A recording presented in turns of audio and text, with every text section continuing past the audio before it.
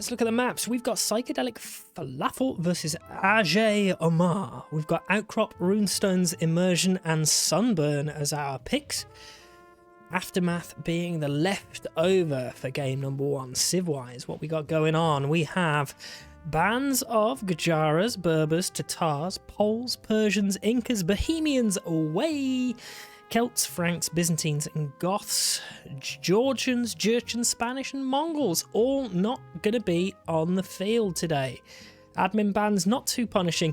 Getting rid of Persians and Bohemians for some could be rough. Berbers also can be pretty strong, all things considered. Spanish and Mongols going, not a huge surprise. Goths going, not a huge surprise. And for this rating, Frank removal is a relatively good idea. It's a civ that most people at this rating should be really, really comfy with. It's a civ that most people at this rating should be able to just do like a rush at the start with. Franks, I would say less threatening than Huns, but at this rating, not by much. And if anything, they might have a smidge of a better late game. We see Huns were the first pick for Aje.omar, going for Huns, Saracens, Romans, Britons, Vietnamese, Sicilians, and Japanese, facing up against Cumans, Magyars, Hindustanis, Slavs, Bengalis, Teutons, and Lithuanians. But Huns and Slavs were both sniped.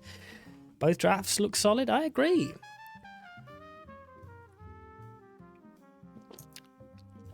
Slightly more sword action, though, from Aje.omar. So, you know, obviously leaning towards Aje. Vietnamese, also a very understated deathmatch civ. Really, really like them. Especially if you're not as familiar with deathmatch, not as familiar with like making sure that you send your starting scout towards your opponent's base. You always know where your opponent's base is at the start. So even if you're not quite as experienced at reading the map, Vietnamese are pretty good for that, especially because you're unlikely to just like run into the TC by accident or whatever. You can target it quite nicely. So I do like Vietnamese, certainly at the lower ratings as well. The Elephant Rush can be really strong, and then as soon as they're transitioning into castles and then making their own unique unit, it means that they deal with the like a hard Halb transition quite well. Bit vulnerable to like big old siege masses, and they can be punished by like Celts and stuff, but Celts not visible today, not picked, because they were banned. That's why they were banned first, in fact. so yeah, no Celts, no Goths, no Franks, no Byzantines, no Jurchens, Spanish, Mongols, or Georgians. All scaredy picks. Okay, I can vibe with that. Can I find the games, though? Yes, I can. Oh, the real question is, will I turn the Christmas music off? Will I turn off my Christmas jazz? We'll see. For now, I'm vibing. I'm Christmas vibing. Welcome to game number 1 of PsychedelicFalafel versus Aje.omar. On Aftermath, we have PsychedelicFalafel here in the blue, playing as the Teutons, facing up against Aje.omar, playing as the Sicilians in the red. We can see Aje, not a huge fan of the build. I mean, yes, 2 on the barracks, so the barracks finishes before we even arrive, but we are super far away from the starting TC, which does mean 2 vills over on this left-hand side, very, very vulnerable, especially considering how far away we are from the TC. Not punished, though, because Teuton's not the biggest threat.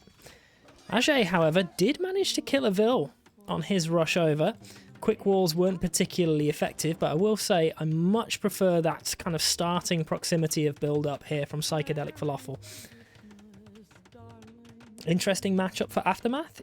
Yeah, I think they're both pretty good here.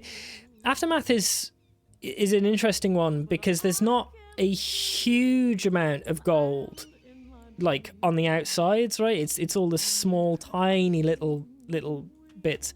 So our starting gold is pretty darn important. And also having a really spread out economy is really handy as well, because you've got to be getting lots and lots of little gold piles. So you can't just like lock down one area that has some gold, because you'll burn through the small amount of gold very, very fast. So, you know, there's that.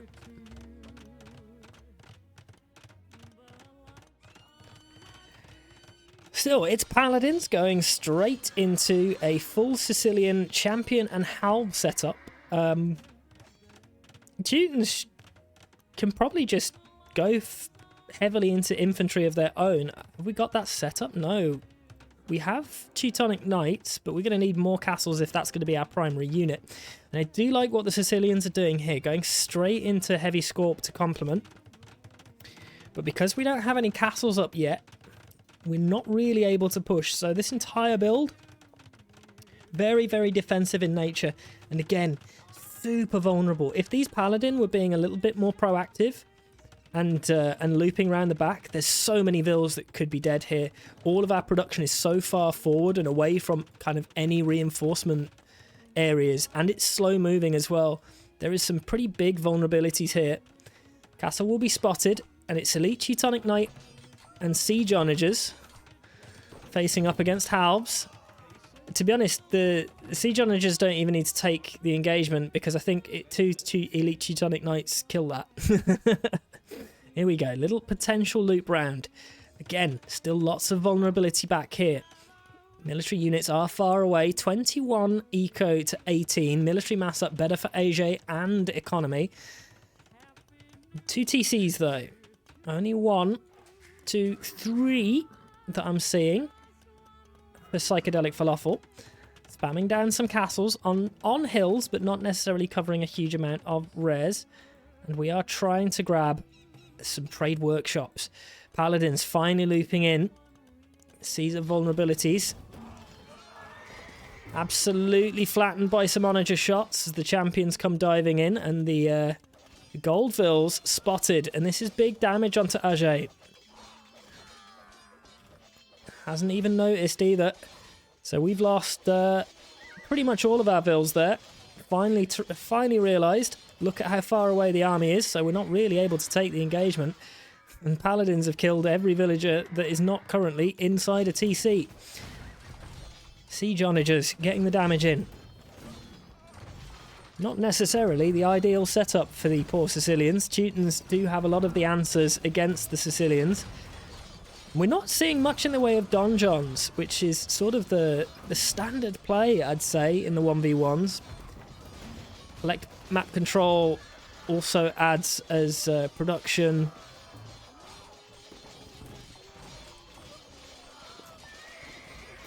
And going champion into Teutonic Knights and Paladin might not necessarily be super advisable. Siege Onager shots are decent. Not necessarily enough to level the playing field just yet. A lot of the map control definitely in favour of PsychedelicFalafel. So is the score. Military 90 to 30. Eco 40 to 28. 14 eco kills just from that Paladin raid. And that Paladin raid isn't necessarily over just yet. The vills pop out and they're going to get picked off as well. Donjons could be really good here. Donjons would have been very, very useful here, especially with the slow-moving Teutonic Knights. And it also means that you have to be a little bit more cautious with your Siege Onagers. So it would force Teutonic Knights to be... not Teutonic Knights, the Teutons, to be more towards either leaning heavier into trebuchets, which would mean then they're not producing Teutonic Knights, and it would also mean that they would be forced maybe to go into siege rams or similar, which you do a better job of defending against. So as it stands, PsychedelicFalafel looking very, very good in this game, number one. So far, relatively clean. Needs probably a little bit more proactive military control, certainly with round the back, but with the amount of damage that we've managed to pull off, don't think it's a huge concern. We're going for a full treb defense as we're trying to chip away at the castles. And our Teutonic Knights don't really need to micro back at all. What we do need is something maneuverable that can get rid of Siege Onagers, or maybe be a bit more proactive with our own. Is meaning that we are leaving this one siege onager to be able to do an awful lot of damage just on its own. 19 kills on just one SO is nice. We can see Aje falling behind in the KD somewhat. 3 for 2 as it stands, but the first of the castles goes down. Treb's cleared in the Treb defense. Teutonic Knights good against champion.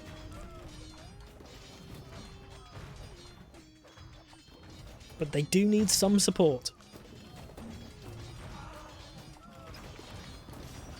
Heavy Scorp doing some work. The chip damage is really handy. Treb's managed to get rid of the castles.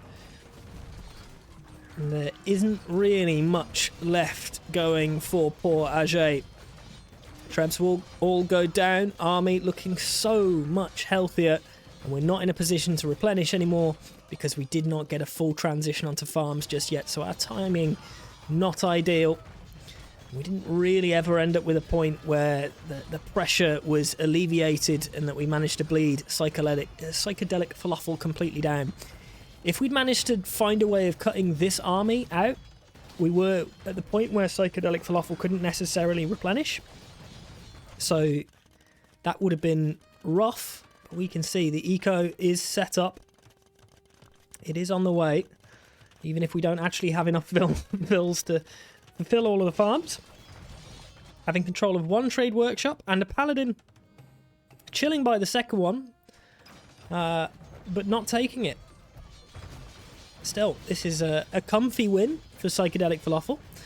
And he knows it. Aje calls GG, game number 1, going in favour of our Psychedelic Falafel. Lovely for him. Lovely.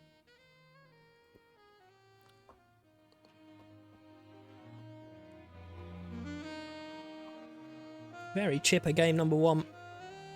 I enjoyed that. It was a nice start to this set. That was a Teuton win and a Sicilian loss, so both pretty late picks for them. Definitely not something that they are considering too much of a worry. That is a win for Psychedelic Falafel in game number 1.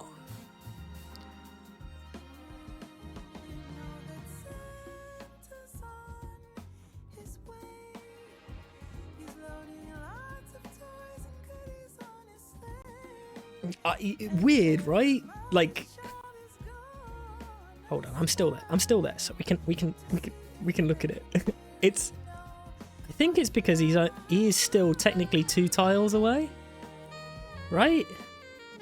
But it should be, right? Like, that's some bullshit. Not that it had a huge impact on the game, let's say, because Psychedelic Falafel had it.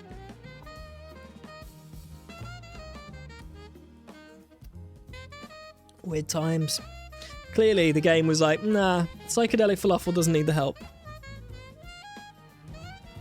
Hello indeed. Certainly this is the place to be if you are an appreciator of all things swords in Age of Empires. I certainly know I am. Oh boy, am I.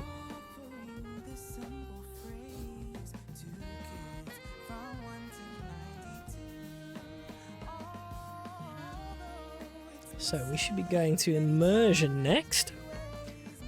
And we are. Civwise. What do we want for immersion? I mean, it's... I'd say we could look at the map, but the content is not viewable in my region because clearly immersion is just full pornography. It is that good of a map that the British government had to suppress it. Sorry, it's just it's just a fact.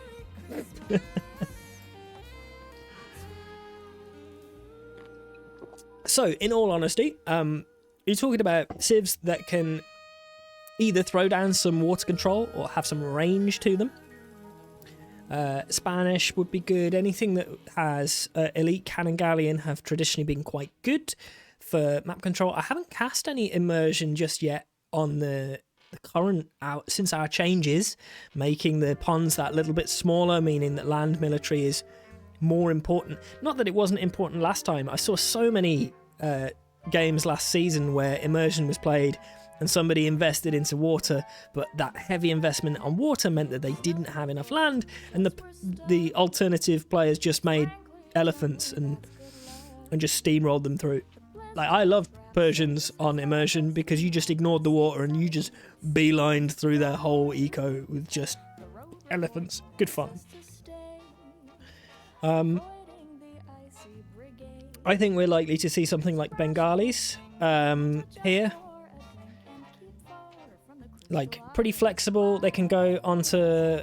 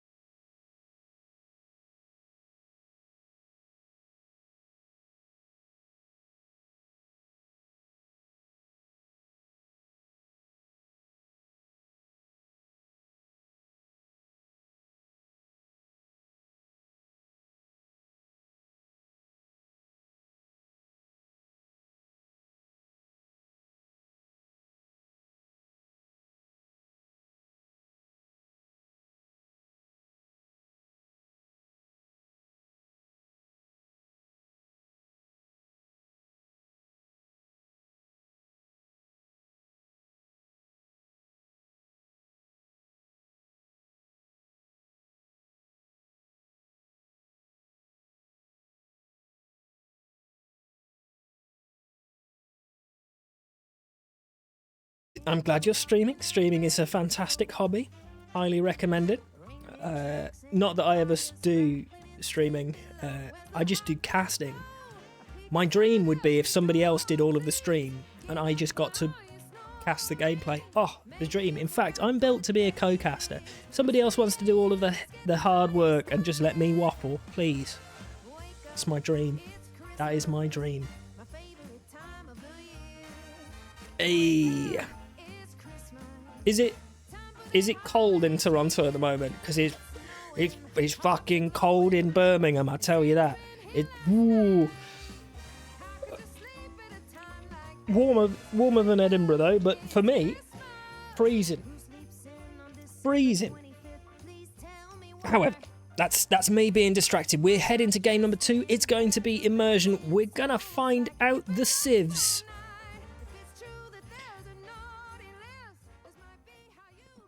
We are finding out the civs because we are hopping into game number 2 of Psychedelic Falafel versus Aje.omar. Welcome. to game number 2. It's a Bengali opening, and it's hard. There's lots of ills, not all of them are using, and we haven't even sent our scout, so we can see. We're also clicking in roughly the wrong direction. We should know just by position that the TC is over here. Well, we've just yeeted it across the map over in this direction, and that is not where that start is. So again, it's that thing that I was mentioning that little bit earlier with the Vietnamese. It can be rough, though. Look at with the new map gen. I haven't seen it since we did the look over tests. It's an immediate move over to the water. A nice little pick off. Getting that denial on the Dockville is absolutely huge. Hopefully gives us a little bit of time to get our own out. We're going for Legionaries, as it is Romans. Wow, Romans are a vibe. Romans, they don't get demo at all. So you think the Bengalis are an issue. There's no demo. Oh dear. Oh, Griffin gonna become an RM pro. Hell yeah, dude. Still, it's elephants coming into Halb and Legionaries. And we did not... Nobody's actually producing anything. We're going for Drummons. Not the most successful unit against heavy demo. The arc of the Drummond isn't quite as good as Cannon Galleons. You just watch, and there we go. Cannon Galleons facing up against Drummonds with the backup of demos should mean that PsychedelicFalafel should have a pretty big advantage here on the water. Slightly faster fire rate of the Drummonds is something, but there is no answer to the heavy demo. So, will the combo of water control and elephants be able to lock things in here for the Bengalis? Production is good, but again, Aje has this kind of a weird build-up. I'm saying that. It's a semi-clump, but it's very open, and we don't really have enough production buildings. Looks like we're getting a transition in place to try and go for Elephant Archer. But we have so many battle elephants in queue that we're not going to be able to make any elephant archers. Yeah. And yeah, even with no demo, because we've got no gold at all, we've burnt through. Maybe if we take market, is that something we could do? We've got a lot of wood spare. Probably taking market is something that the Bengalis probably going to have to do in this setup. Alb's managing to get close. They were dodging shots, but not for too long. And actually, flukily, we've been able to kind of get on the water in a way that we probably shouldn't have done.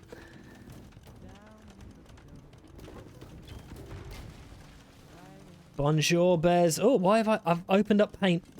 Why have I opened up paint? I didn't open up paint. Why is paint open? Ah! Well, so far, this is a bit back and forth in a way that I didn't really expect it. We've got much better build-up. Some of the fundamentals from PsychedelicFalafel have just seemed a little bit cleaner, but there are so many, like some of the kind of build-ups are rough, and it keeps giving Aje just a sort of window to be able to get a little bit of control. No production coming in from the docks at all, and the elephants are wrecking. So it is another one of those situations where water control can kind of be ignored, as elephants have got past that point, and we're now fully into the eco, fully into the base of Aje, who has some halbs in queue. And we have so many barracks, but we're not necessarily producing all that many. So we're not going to get up to the numbers, and the damage is high. We're down to 10 vills, and this looks like it's another clean win for PsychedelicFalafel, showing that water control is not everything.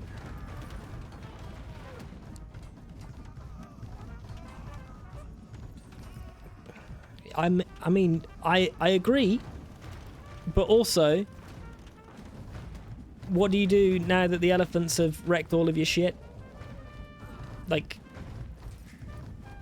buildings are gone, we've got one TC, no production, We've got the res.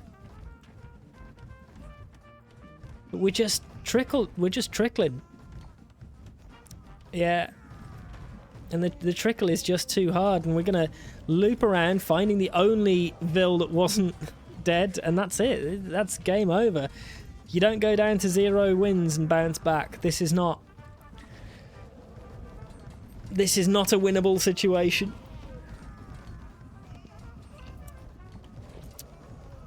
And Falafel's showing it. Falafel is definitely showing it. Psychedelic, how well he's managed to do. Went for the water a little bit. Messed up. And all of this on 0 food. It's very impressive to have managed to use up every single bit down to 0. He's used every last possible bit of food. We managed to pull out 1 Vil. She escapes. She's like, fuck whatever's going on over there. Fuck that. I'm just going to come over here. I'm going to chill out. I'm going to chop wood. This is nice. She stays alive. So I'm right out of this. I'm right out. I'm not playing this.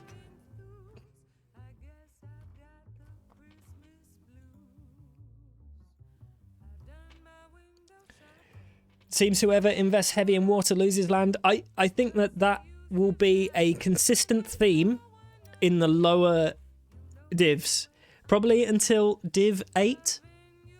I think you can't completely ignore the water, but if you invest heavily in the water and neglect your land army, you'll get slapped.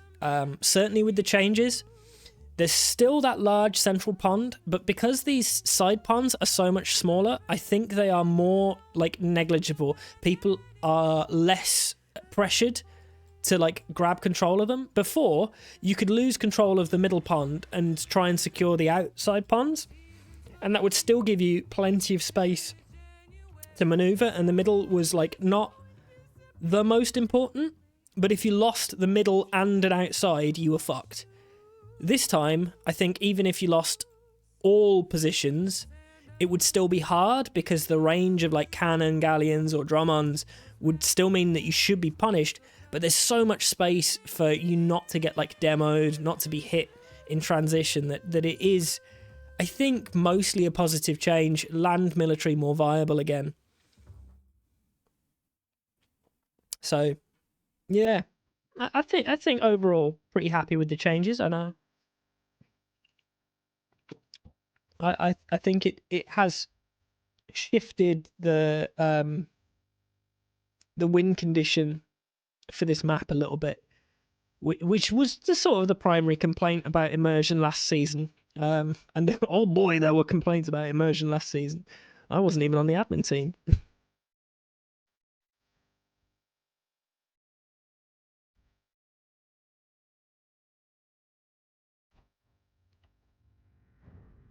But I am now admin Tom, in charge of only Division 3. For no other reason, the Division 3 was deemed as being a little bit harder to deal with than some of the other divisions, not naming any names.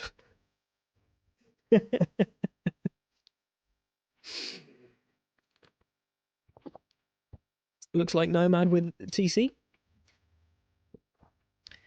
And some ponds in the middle.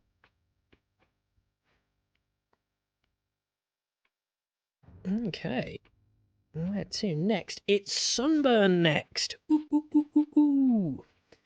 I like Sunburn. Sunburn was a lot of fun in Carry Me or Die Season 2.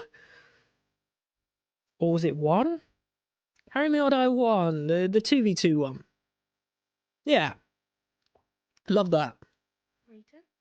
Love that. That was a vibe. Huns OP on this map. If only they weren't banned. What have we got? We've got Psychedelic. That was a Bengali win and a Roman loss. And that was game number 2. Game number 2. Game number 1. Game number 1. So both Cumans and Magyars, and in fact, Hindustanis, Magyars, and Cumans all have a. In fact, all 4 of Psychedelic Falafel's civs are pretty viable here. I don't really love any of them. So Saracens are probably the one.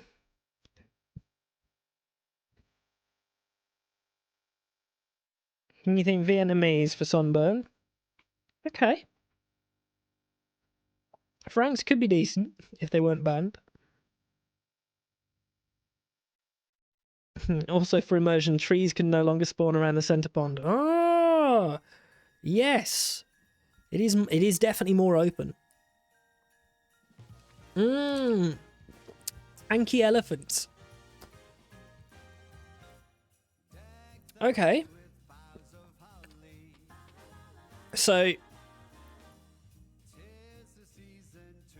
I think Magyars or Cumans from Psychedelic Falafel, either's fine. And I would probably be going for... Oh, it's tough. Because again, I wouldn't necessarily want to burn Saracens here.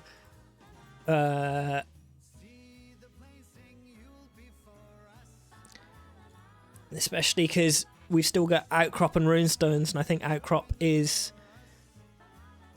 Runestones is your Saracens map.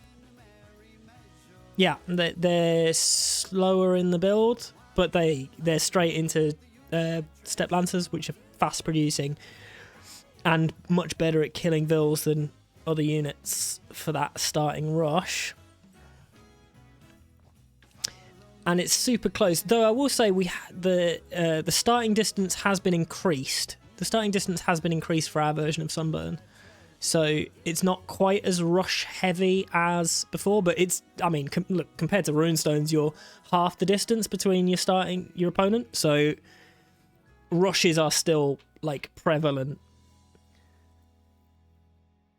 But yeah, it's gotta be Cumans. It's got to be Cumans. It's got to be a Cuman rush with the steppies.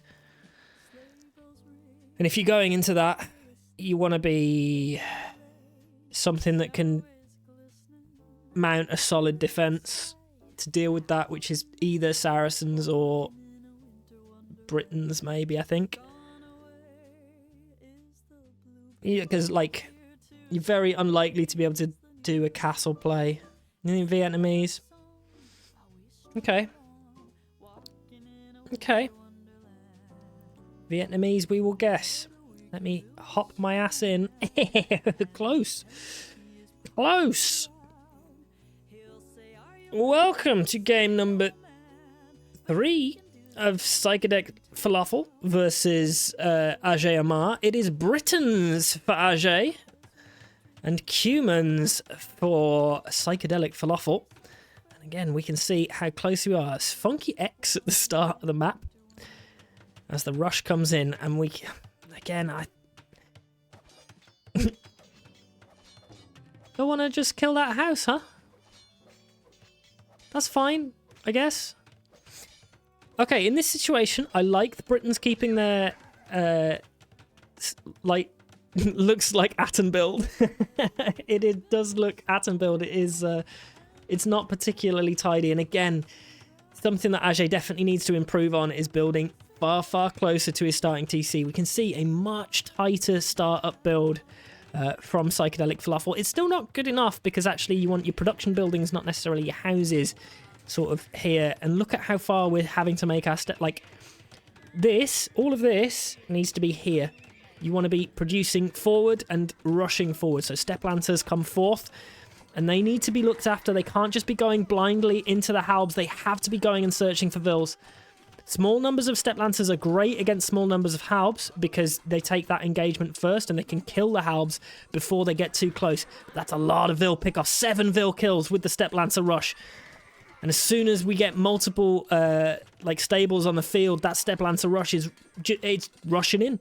It's all over. There's only 3 Vils left. aje has been completely overwhelmed. And aje called it straight away. So much of this is down to building placement. Like, I'm not even kidding. Like, so much of this is down to building placement. Obviously, there's a timing element to it, and you think that slapping down your buildings straight away is the most important thing, and it is. But look at how far away we are from being able to hop in a TC. Right?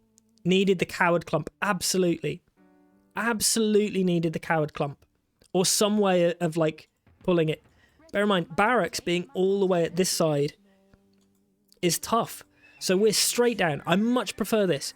So we're pulling in that starting house really close, 1 tile away from the TC. Really nice. 1 or 2 tiles away from the TC for our immediate stable, which means that the first vill that pops out is able to immediately start working on either of those buildings. While over here, the first vill, it like is going to have to walk a bit, so that's lost time. When we can just do that at the start, we can just put that building closer. And even if it takes a second and a half to start, we'll easily balance that second out, making it closer to our TC by that starting vill being able to get on it faster as well. It's just, for me, that is like the most obvious improvement that somebody can make from the lower divisions, is starting to build your starting few buildings closer to your TC. And after you've started to build your starting few buildings closer to your TC, then as you like pick up a little bit more experience, instead of building your houses at the front, you want your houses a bit out the way, and you want your production to be towards where your opponent is. That's your next bit. So build close to your TC, and then build production forward. And maybe something like a barracks further back that is able to like mix in halbs easily. So that's just my vibe. A little top tip for both Aje and Psychedelic. I much prefer Psychedelic's startup. I think for Division 11 this is pretty fucking good. And it completely overwhelmed Aje. If there'd been a little bit of micro from that starting Hussar, this could have been really, really punished. Like, starting Hussar comes over, right? Straight away. It's just clicked over towards his opponent's base. Knows where it is. Look at how exposed this vill is. If you just beeline straight past that vill, it's dead, right? It reaches... We would have reached in time before the barracks even came up. We would have reached that vill and started putting pressure on it. That's a guaranteed dead vill. Instead, we attacked a house. Fine, whatever. But yeah, we definitely want to be nice and close. Bear in mind that you can block this off with like 4 castles. Castle, and like a barracks. Or like house. And we might have been able to clump up and stay alive. But no, it was a good rush. It was successful. Happy for them.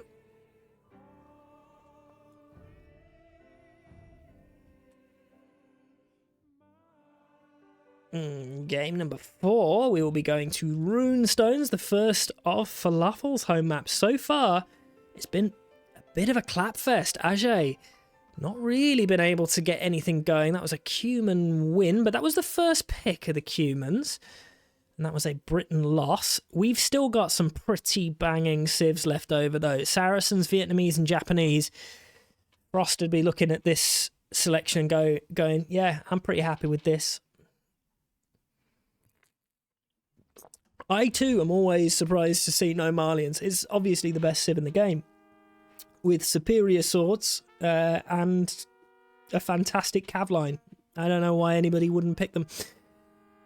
So game number 3, we're going to be going into Runestones. No, not 3, game number 4. Runestones, that's... For me, that's...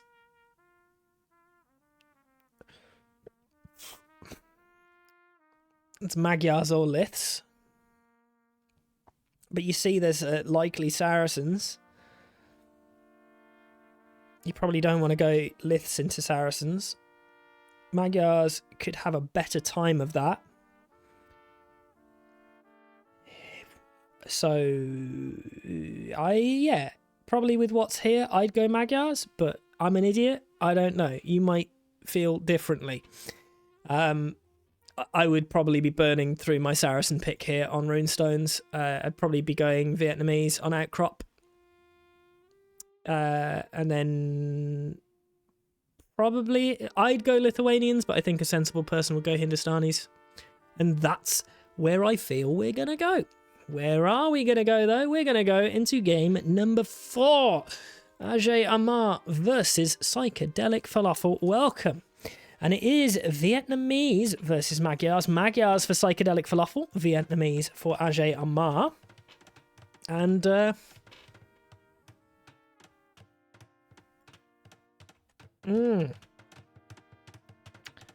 again, Aje, with that build that I am not into. Look, barracks, number 1, not producing. If we're going immediate elite Fire Lancer against the Magyars.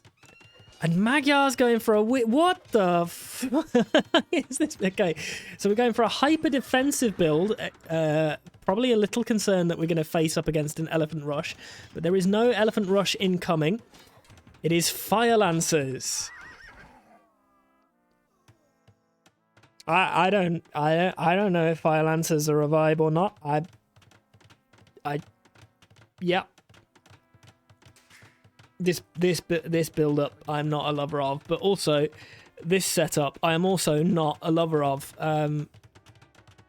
PsychedelicFalafel has had a lot of success with his pressure. And I think he's giving up an awful lot of map control, giving up an awful lot of space now to Aje.omar, who is being allowed to effectively free build up. And it's not it's really not a good build up. Yes, getting houses down is really important, but it's more of a panic setup. It's so vulnerable to any kind of pressure. He's just lucky that all of the units are staying at home. For Falafel has decided to take game number 4 passive. And aggression is the key in the lower divisions. I mean, look, come on, it's the key in a lot of the higher divisions too, but certainly in the lower divisions, you are highly likely to win if you are putting in a big bunch of pressure.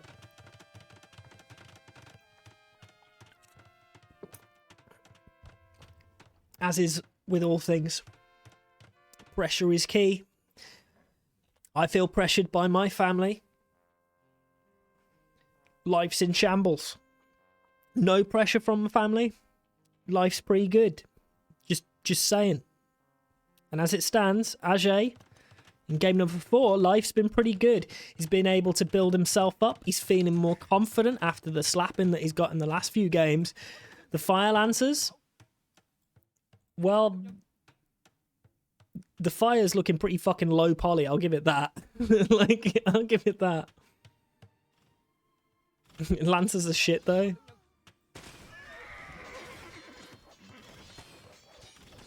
Tell that to that paladin.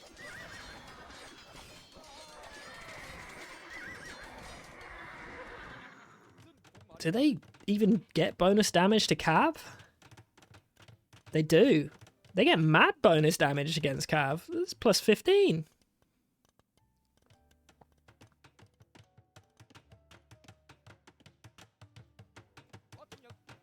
Like, that's not that bad. Plus 12 against Camel, 15 against Cav.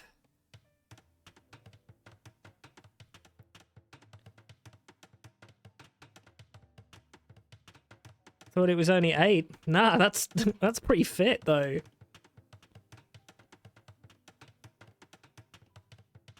Oh, it might be just telling me the actual.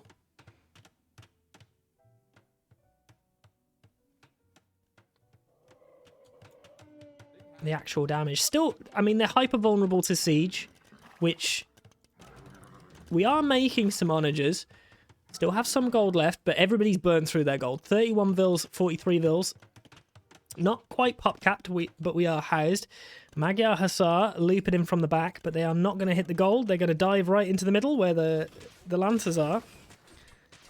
They shoot, then melee. Yes, they shoot, then melee. So, shots. And then, so we pull them back and decide to engage with our elephants. Well, I like that we went to at least defend our Trebs. Trebs heavy focusing on that castle. Fire Lancers probably more vulnerable to Cav Archer than anything else, but Cav Archer are not a frontline unit. Fire Lancers shouldn't be doing particularly well against Champion, though. Melee armor is 5, Champion melee armor is 2. I mean, I'm saying that.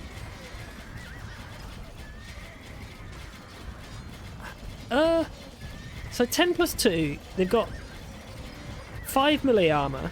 So 12 base damage, 5 melee armor. Their attack delay is 0.63. They have more HP. So, like, champions do more damage, but, like, not by much, and their attack delay is slower. So Fire Lancers should be a vibe, especially because they get to shoot first. So, as it stands,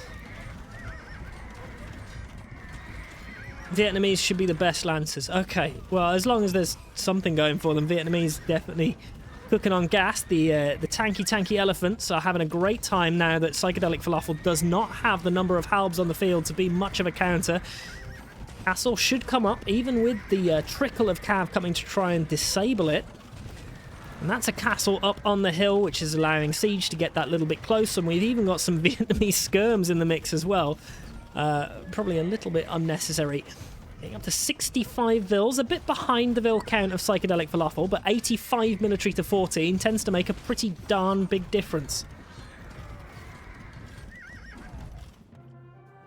And PsychedelicFalafel feels it and takes the first L of the set. He might have guaranteed the set win, but there's still some life in aje.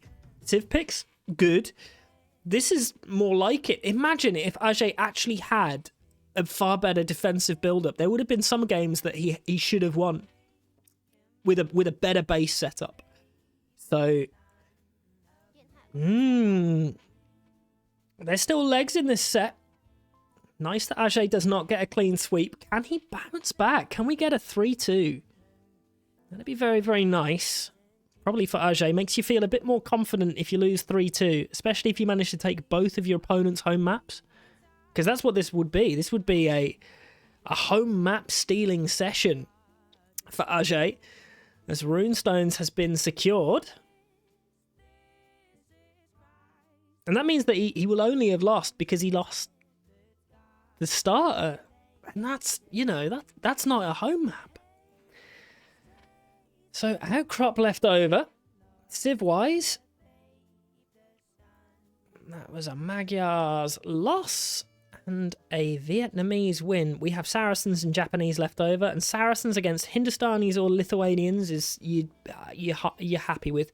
Hindustanis do have the better camels, but not so crazy better that you have a shit time, and if you're facing up against the Lithuanians, it's practically a free win. Saracen Siege, also better. Going to force the Hindustanis quite heavily into gunpowder and camels. So Saracens just end up with a decent matchup here. There's a reason why Saracens are like S tier for Deathmatch. You're talking that like the top of the top. Saracens, Slavs, Celts, tend to, and Persians, like top 4. And then there's preference where some people like Mongols and Spanish, and there's some of the newer civs that are starting to fall more into favour. But those 4 are pretty much up there all the darn time. So yeah. I'm expecting a Saracens probably into Hindustanis. If it's Saracens into Liths, that would be rough for the Liths. Let me load it up. See how right we are. Game number 5. It's Saracens into Liths. Ooh, it's Saracens into Liths. Deary me, welcome to the final game in PsychedelicFalafel versus aje.omar, and this time we are building a barracks towards the front. What tier are Koreans? Well, Koreans used to be the right up there in that top tier of civs. I think these days that is not the case. I think Koreans are ending up more and more mid-table. The Celts were banned. Griffin still likes them. I think a lot of people are still liking them. Now that people are getting a little bit more comfortable with rocket carts, like they still have a lot of usability, and certainly in tournaments where towers would be allowed, like they'll shoot right back up. But yeah,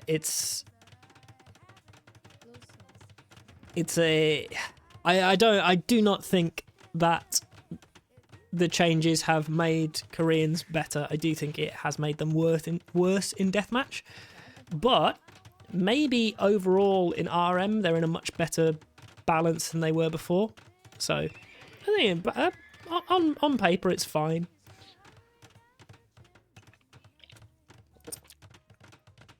Okay, aje again has been allowed so much time to build up. Didn't really go for much of a rush. aje even managed to get a Vil kill. That's nice, and we're moving out nice and early and sending some units to play a little bit of defense.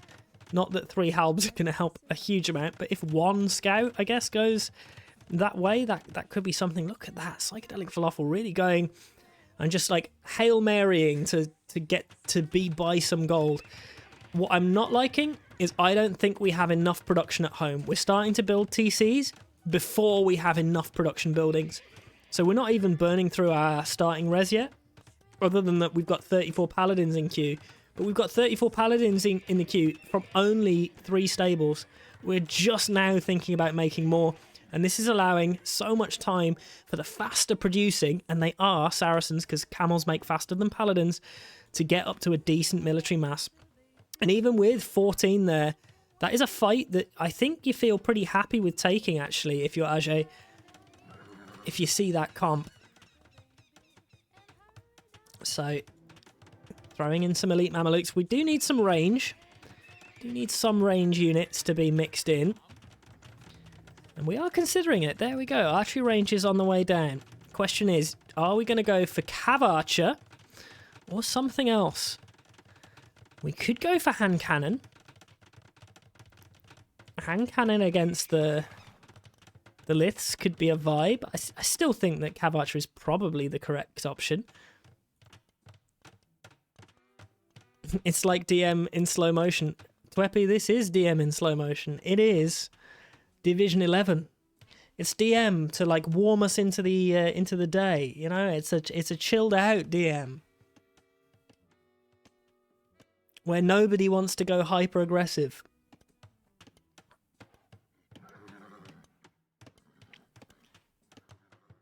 Again, like the moving out, the grabbing map control is great for PsychedelicFalafel, but the number of production buildings that we are setting up is not great. At the same time, we've got TCs down, we're producing Vils like up the wazoo. We're at 48 to 20, so like this army is not going to be able to kill much, especially because, you know, even if we did, whatever. We are making regular unheavy scorpions, which I don't love. I mean, scorpions are good against stuff, but like, would you still not rather make onager or like bombard cannon, which I think is actually going to be what we're going to need from the Liths.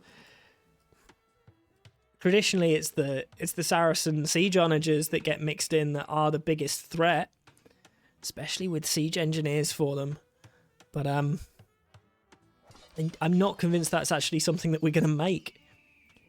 At some point, yeah, we are starting that transition into making some trebs to help our push. So it's a build your army up, hope that your army is better than your opponent's, and keep pushing. As it stands, Camels versus not camels. This is not a fight that paladins are ever going to enjoy.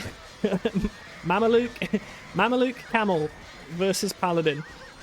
How does that go, guys? How does that go? I'll tell you how that goes. Poorly. That goes poorly. 67 vils to 29. And we still have over 100 military. We're going to lose all of our siege. We are spamming halbs, but they're so spread out. The siege is being removed. We don't have the wood to replenish it. There is 16 trebs in the queue. 16 trebs. 128 halbs. Well, and how many are we producing from? Okay, that's 10 barracks. Okay, that's 10 barracks. That's okay. I don't mind 10 units per barracks, thereabout. Lithuanians not picking up relics. It is a concern. We're bringing over arbs to get rid of the halbs.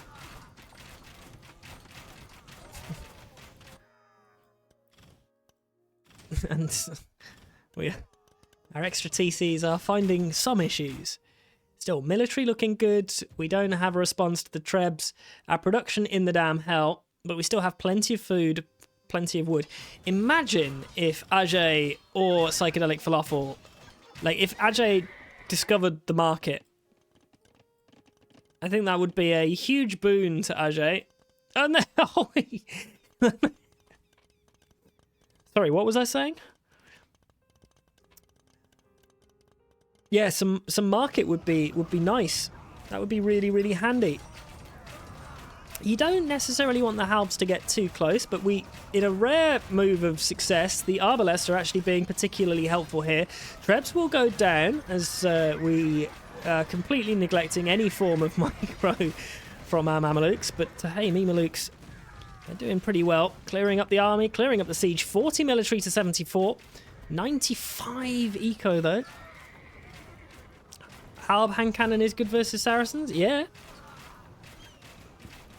Yeah, absolutely. Any halb, any range that we can get going to do some extra damage to camel is good. You need something with high damage output, though. Because 120 HP Mamelukes they're not tanky, but, you know, if you're not careful, they take a while to die. PsychedelicFalafel taking market as well.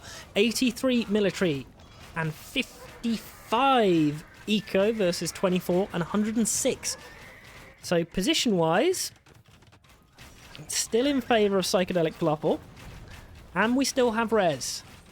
Still, we have not actually transitioned to a farming eco at all. So there is some vulnerability of that going if we lose our entire army. But as it stands, trickling halbs in against a full army of arbs and elite Mameluke is not necessarily going to change anything. Kind of a bit of a death ball as it stands at the moment. Especially with the number of trebs getting rid of production buildings.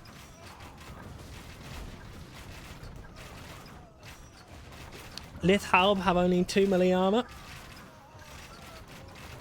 But they are faster moving though, right?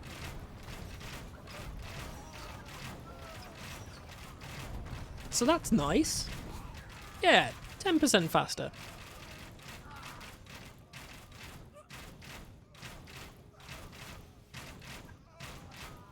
Completely agree.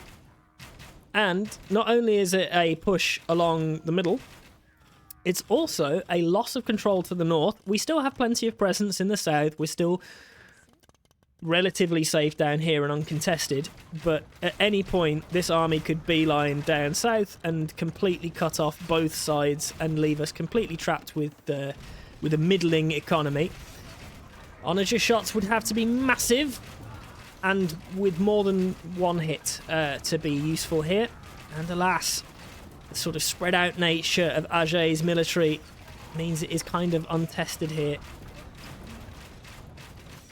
Sometimes over macro has your army too spread out, and this definitely feels like kind of one of those times. All of our production was actually to the side as well. Still still four barracks, 5 stables, but our starting stuff was just in this bit. Not the best build-up for the Lithuanians at the start of the game. 27 military to nearly 100, and it's basically all things are pretty smooth. We've even got some monks that are out grabbing relics just to make sure that the Liths don't. Not that we've got the one that we're right by, but you know, it's still a vibe. And it is a leave it and pray, I guess, kind of thing for PsychedelicFalafel.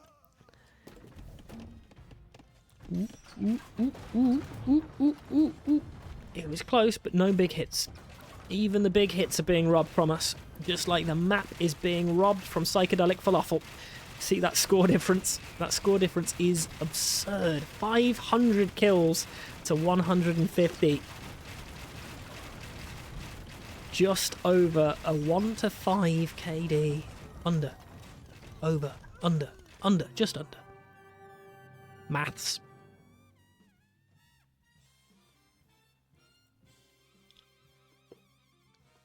This set finishes 3-2. Aje.omar looking way better after being completely dominated in the first 3 games. In the last 2, in a much, much better spot. So he'll be much happier with that.